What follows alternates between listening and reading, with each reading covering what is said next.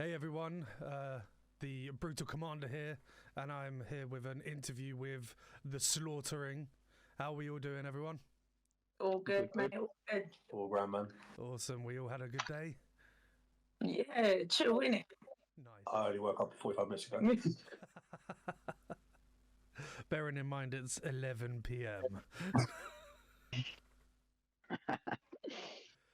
All right, we'll just go around the table and just introduce ourselves so that everyone knows who's who. I'll start. My name is the Brutal Commander, and I'll be interviewing you today.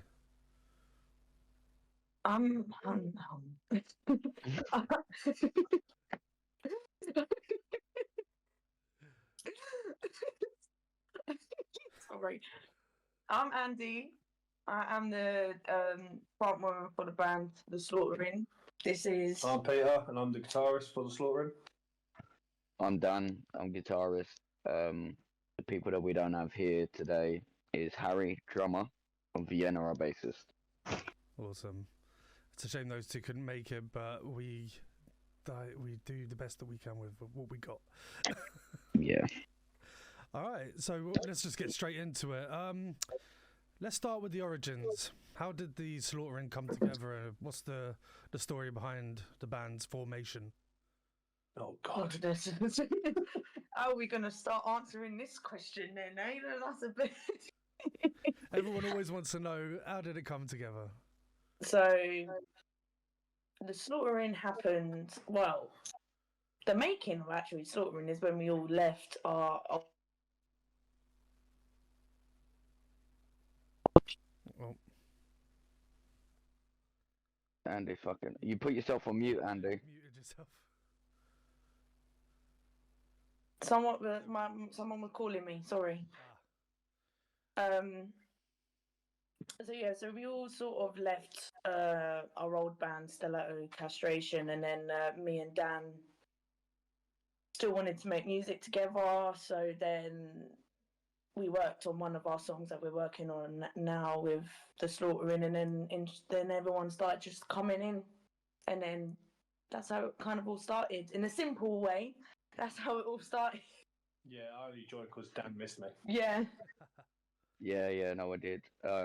When it comes to Harry, I was working in a music studio, rehearsal space, and he was doing solo practices, and he's come a few times, and I've heard him drum, and then one day he come to me, he was like, "Oh, if you know any like metal bands that need a drummer, then like hit me up." He gave me his number and that, and then yeah, he jumped on board.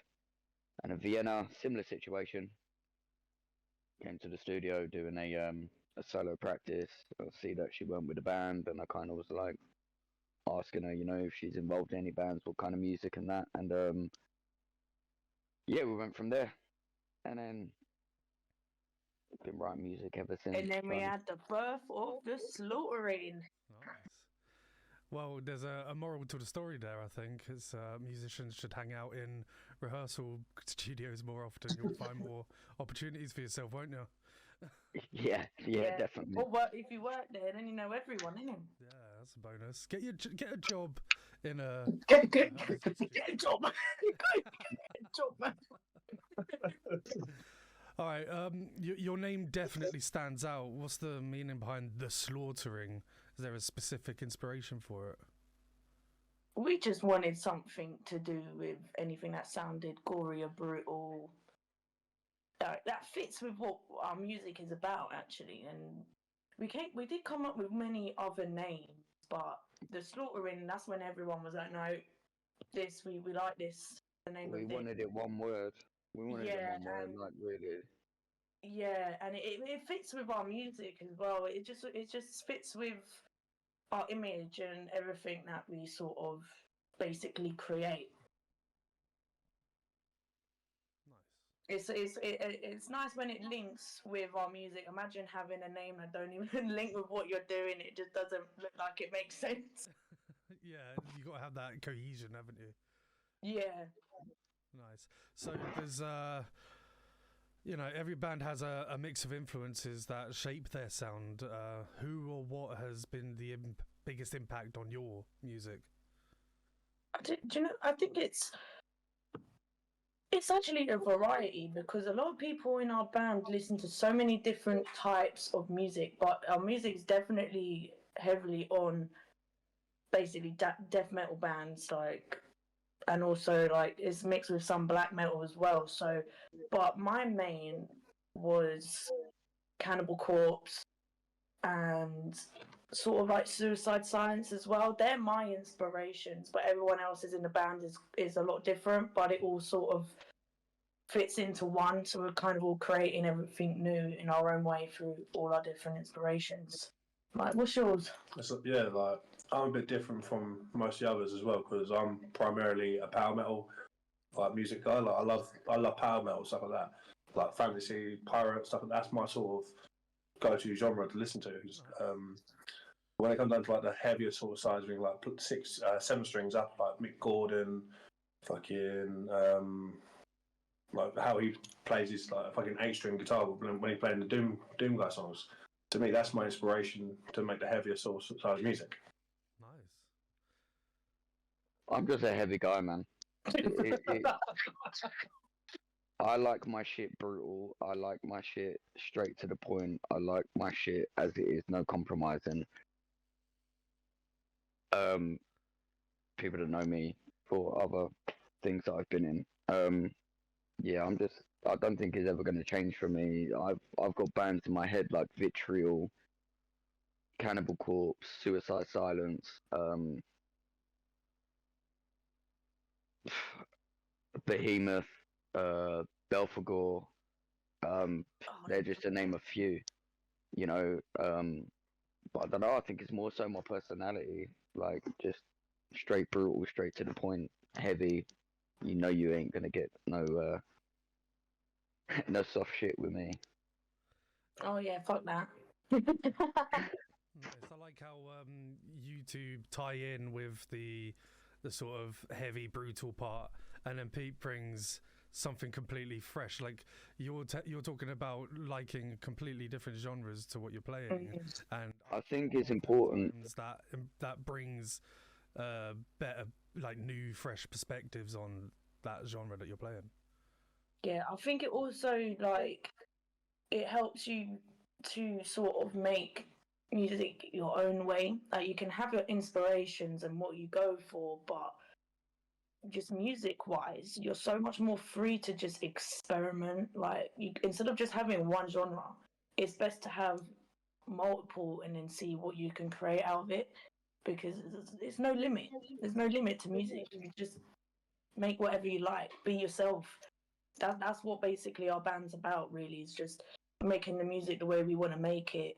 Of course, it's going to be really heavy, like it already is, but it also brings light of different other things as well. Do you think that you could describe your sound in a few words? In a few words, right? So ours is it's dark and gory, aggressive. It's just about everything that everyone thinks is wrong. We basically have in our band, basically like anything dark, anything that goes against any social sort of thing. We have that in our band because we're just like that as a whole. We like our own like aggressive music, and that's what we just want to create. Anything that's in that sort of world. That went a few words though, Andy. I'm not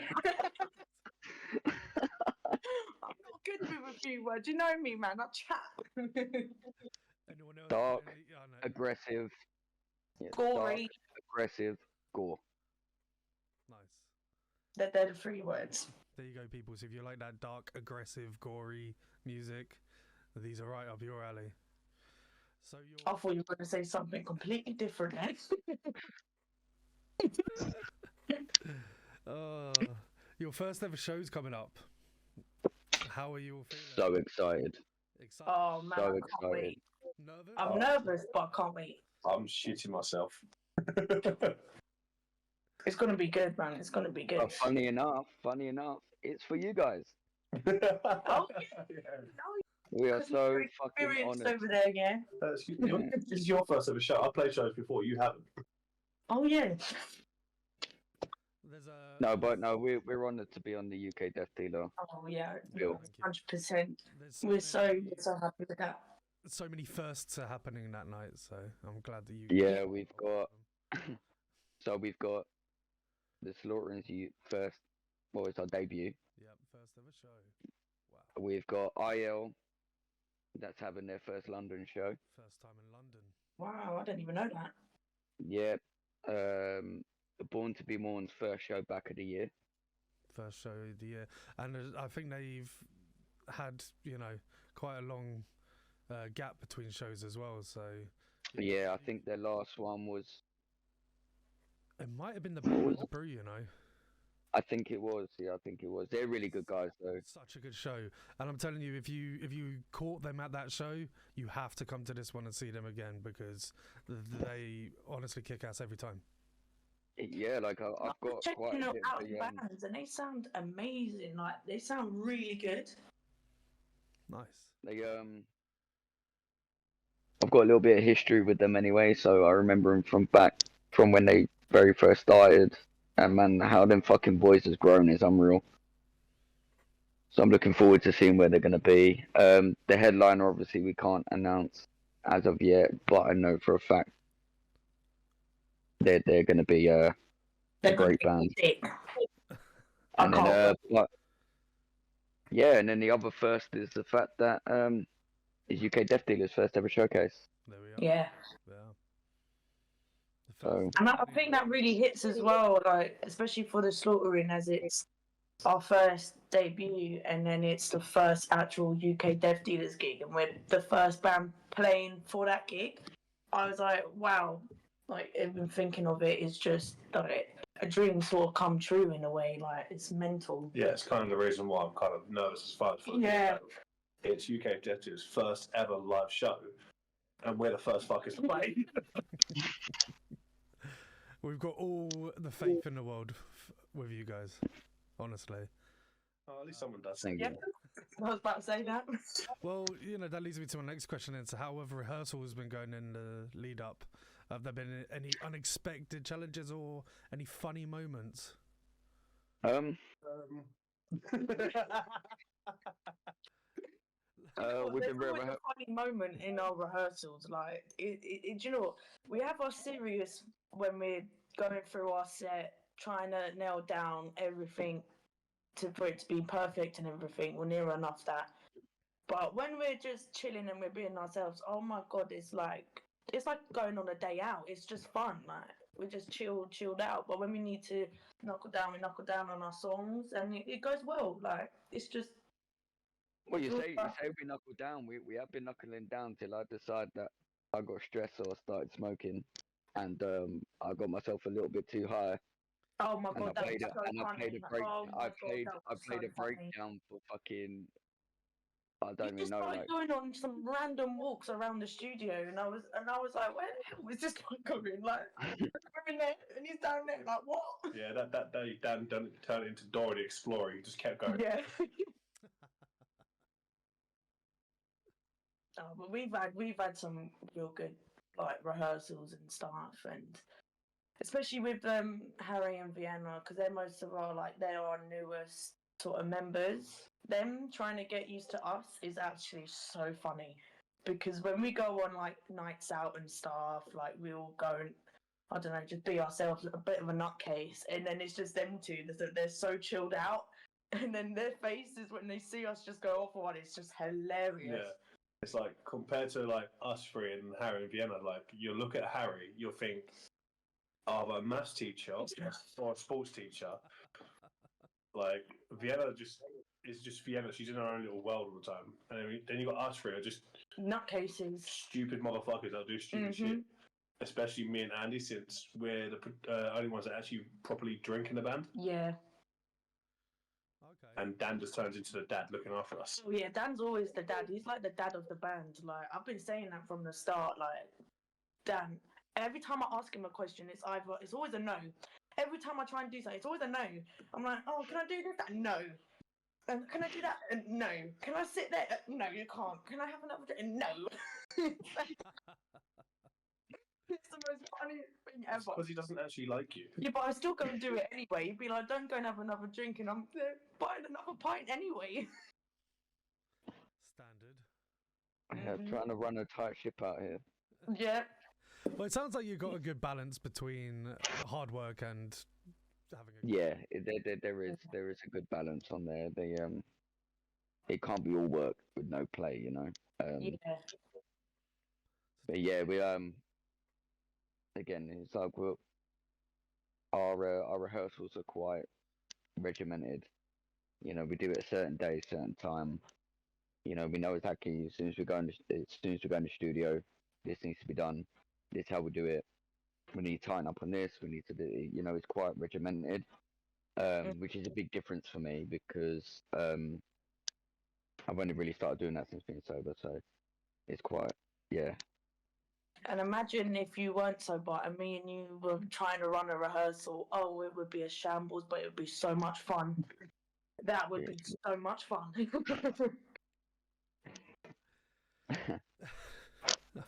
When it comes to the writing, do you all contribute equally, or does one person take the lead? Can you walk us through the creative process that happens?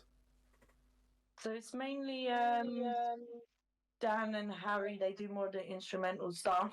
And when they've come up with stuff, that's when you and Vienna come up with your bit. Yeah, it's like with the guitars, it's mainly Dan that's writing most of it.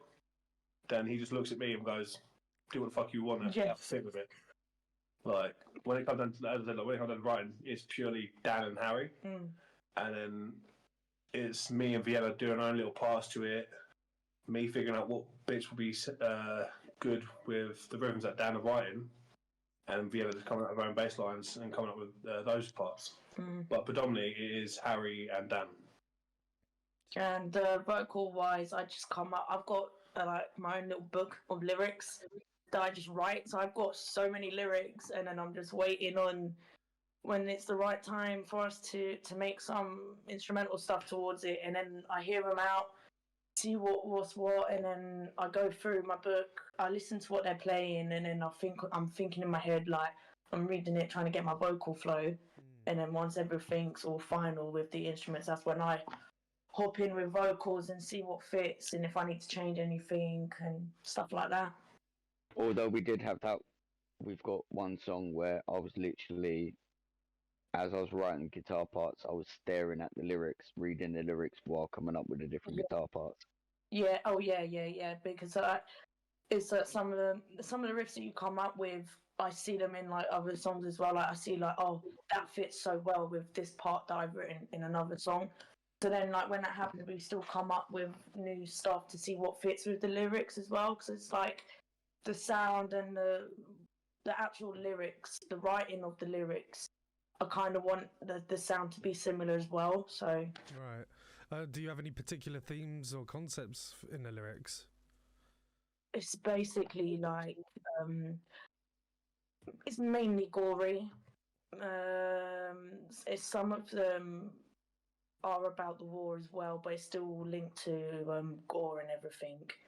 But so I have looked at, for me to make lyrics, it's either when I'm feeling a certain way, I can write stuff down, or I get inspiration from like things that are happening socially, like there's loads of wars going on, so I can write stuff like that in a way, make it gory, or like so it's basically stuff like that's how I do it, but it's just dark but yeah, it's just mainly gore really. There's nothing really else. Love it. I love it. Pretty much just a snippet of a horror film. Yeah, that's basically yeah. As long as there's a dead body, we're going to mutilate that corpse and sing about it. Nice. Yep. Do you have any plans to release any music? So did you want to take it, or do you want me to take it? You can take that bit. It's a bit confusing, that one. So currently we're doing the scratch tracks / demos. We're recording at the moment to all of our songs, so then we can release an EP.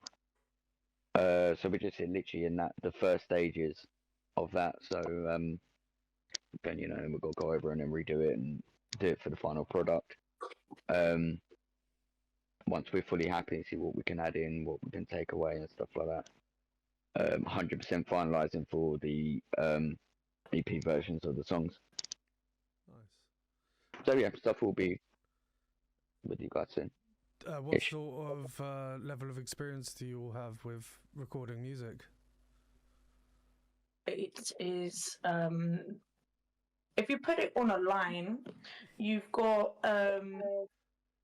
most of us on this end, and then Dan all the way over there. No, Harry's got experience as well. Harry's experienced Even with us it as setting well. up to record was the most funniest thing ever, because I've never seen Dan so stressed in his life. It was so long. But Everything was so working funny. against me. Everything Yeah. was working against me. Oh, Even just like you've got to install your drivers. yeah. Well, Andy's computer decided that it didn't want to install these drivers at all, and I had to go some long ass winded way for it to happen. But once it happened, it was fine. Wow. But didn't it take us like most of the day to figure it out? Yes. It took probably about 2 hours for it to even. And you know what was funny? I didn't know that. I thought a hard drive, you could just put it in your laptop and it'd be fine, like a memory stick. I didn't know you had to register your hard drive. So we had to go through all of that first. So we had to get that done. Yeah, and I was trying to explain that as well. And then Dan was like looking at me like, "You're such an idiot. You're supposed to get this done before this." I was like, "I didn't know, man. Like, what am I supposed to do? Like, or you just stick it in the computer?" These are all valuable lessons, though. Yeah, It really is. It's kind of like everyone has to start from somewhere. Like what I mean, in order for them to learn, or in order for everyone to learn. Like there's stuff that whether I've got previous experiences, there's stuff I'm still learning within this band. So it's not like each band is completely different. You've got one way of doing one way, you've got another one of doing another, but then you've got some that blend in with both ways that you've learned before. So, the experience is kind of irrelevant as long as you're learning together and taking the journey together. yeah, I agree with that. How sentimental. Yeah, man. I like it. I'm a I'm a sensitive guy. family. Oh, that's lovely to hear. She's a doctor. So, speaking of the upcoming debut show, for those that are going to be coming to see you for the first time, what can they expect? A shock, like a massive one, because the way that we all want to go about this is just literally throwing it in people's faces. Like we're going to start with something brutal, and it's going to just be like, whoa. Like, so it just literally opens us up, like who we actually really are and what we go for is like we're just on it. And then I'm hoping that obviously people would come back, obviously like supporting everything, but that's what I want to give. I want to give I think all of us want to just shock people, just be like, just throw it at them, really. Yeah, basically just want to be in their face, like, look, this is who we are. Yeah. And this is how our pace is going to be. Wow, that sounds really exciting. I can't wait. Yeah, no, we're to be honest with you, all of us, we're just full of energy as well. Like, we're nutcases. We always run around, we're headbanging, we're just always up in people's faces all the time. Like, We're basically dark to 11. Yeah. They can. I can't. My back won't allow me. I'm the old man. Because you're an old man now, No, Dan, you sit down and start just doing some like funky dance moves. Yeah. I've got a video of you doing that when we were recording. I'll drop that video here. I'll send it to you, man. Awesome. Well, I, for one, am very much looking forward to seeing your first performance, and I hope that everyone else is. So, just finally, are there any shout outs or thanks to people who've supported you on your journey so far? I don't know. I'd like to thank my dog. Well deserved, thanks. I mean, like, You're thinking way too hard into this, Andy. Yeah. because like, I'm just thinking, you supported us. Like, I mean, I just see it as like all the other bands. I shout out all the other bands that help shout us out, really, and shout out the gig as well. I just shout out that them type of people that have been doing that for us. Well, I mean, there's notable. There are like notable people that are doing it. Like Worship the Sacrifice has always is been a strong supporter. Symbiote's a strong supporter of what we're doing. The London Metal Valkyries have been shouting us out quite a lot, and we have noticed that. So we're thankful for them with that. And then obviously you guys in UK Death Dealers have been having massive support. So you know, they're the people that we want to shout out, really. Nice. Awesome. Well, thank you so much for chatting with us. You have been... It's all right. Peace out. See you on March 29th. Yes. You better come March 29th, Fighting Cocktail. See you there. Get a nice, cheap advance ticket. Yes. Yes, buy advance tickets. Cheaper online, a bit more expensive on door. Absolutely. See you, everyone. Take it easy. Bye. Tell me the rituals